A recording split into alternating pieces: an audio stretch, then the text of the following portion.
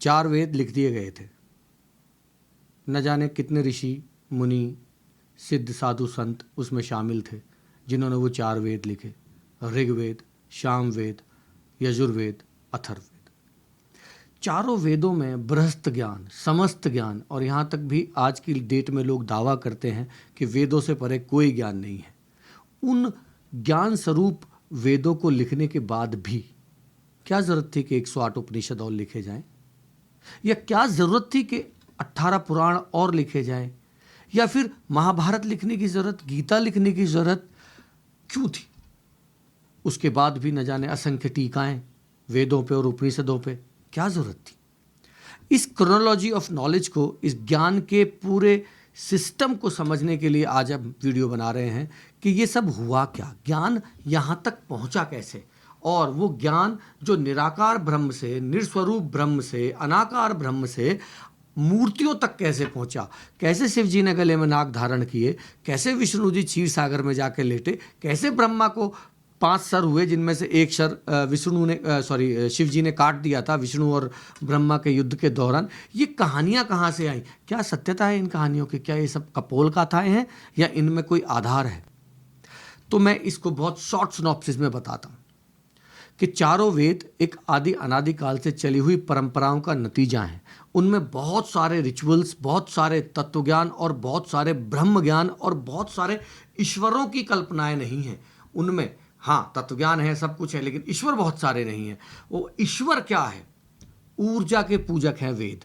ऊर्जा का रूप इंद्र हो या सूर्य हो, अग्नि हो, जल हो या वायु हो, यही 5 तत्व ऊर्जा के कारक, यही देव रूप, ईश्वर रूप। वनस्पति प्रकृति, जिसको प्राकृति कहते हो, वही वहाँ पे ईश्वर रूप है।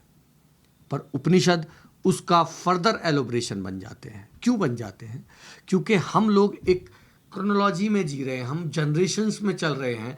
हमारे जो परम ऋषि मुनि महाध्यानी ज्ञानी व्यक्ति थे, वो कहीं नौकरी पे नहीं जाते थे, वो बीपीओ में नहीं काम करते थे, ना वो किसी पुलिस की नौकरी में थे, ना वो आर्मी की नौकरी में थे। वो उनका पूरे जीवन का एकमात्र सार था ज्ञान को समझना। और ज्ञान क्या? प्रकृति को समझना, ईश्वर को समझना और इसके पूरे नियम कानून को समझना।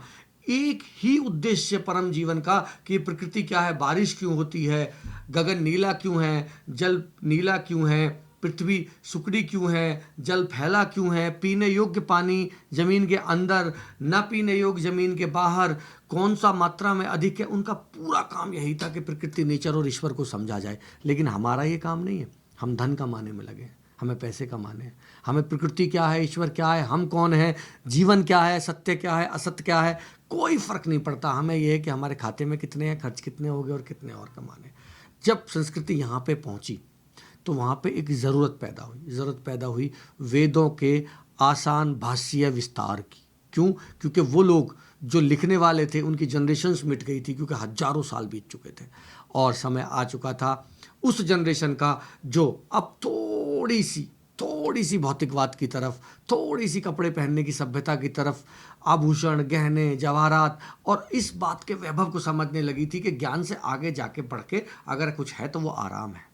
और उस आराम की खोज में फिर उन्हीं ज्ञानी व्यक्तियों ने अपने स्वरूप बदले, रूप बदले, अपने कह दूं कि पुनर्जन्म लिए, नव जन्म लिए, और उन्होंने उन्हीं वेदों की व्याख्या उपनिषद में की कि चलो हमने अतत्व कह दिया।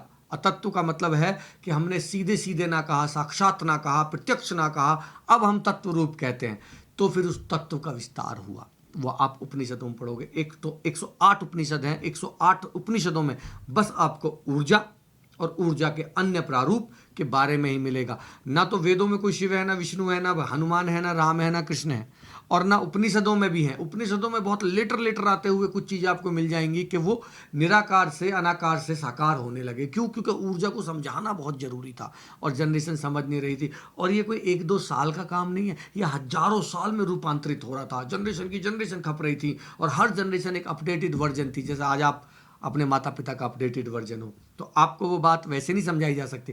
अब मैं आपको समझाऊं कि एक चिड़िया थी, अपना घोंसला बनाती थी, मैं आपको समझाऊं कि कैसे हम लोग टेप रिकॉर्डर में गाने सुनते थे, मैं आपको समझाऊं कि किसी पे वॉकमैन होता तो बहुत बड़ी बात होती थी। आप कह रहे हो क्लाउड का ज़माना है, क्या बातें कर रहे हो आप, अपडेटेड जनरेशन हो अपने माँ बाप की।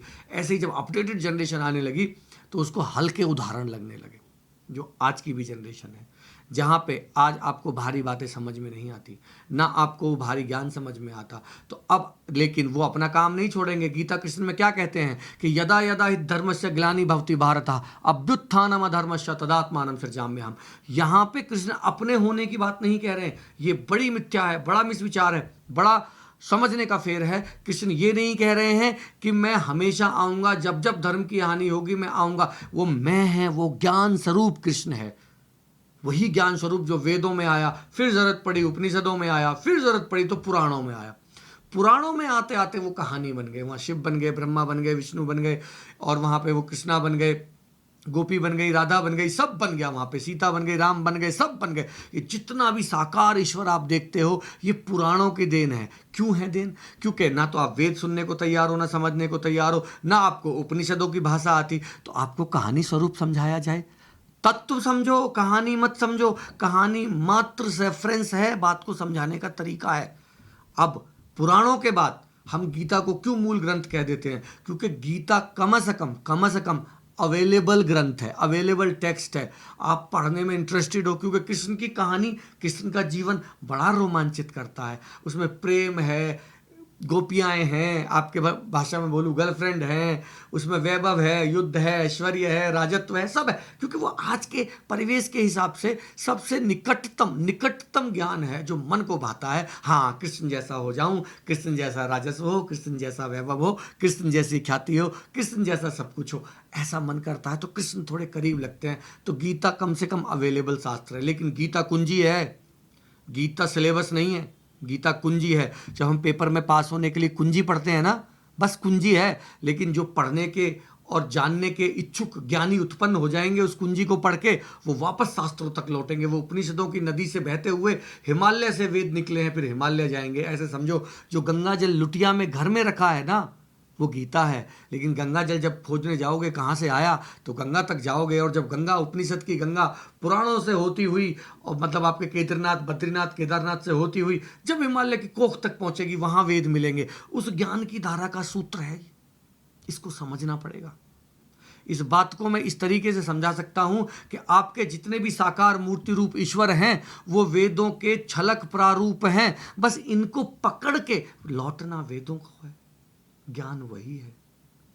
मैं इतनी बात को समझाना चाहता हूं कि यहाँ पे जो कुछ हुआ है वो हमारी नाकाबिलियत की पूर्ति के लिए हमारे ब्रह्म ज्ञानी ऋषि तत्पुरुष अवतार बार बार आते रहे हैं, और अभी भी आते रहते हैं, छोटे रूप में जितनी जरूरत, और आगे भी आते रहेंगे। नमो नारायण।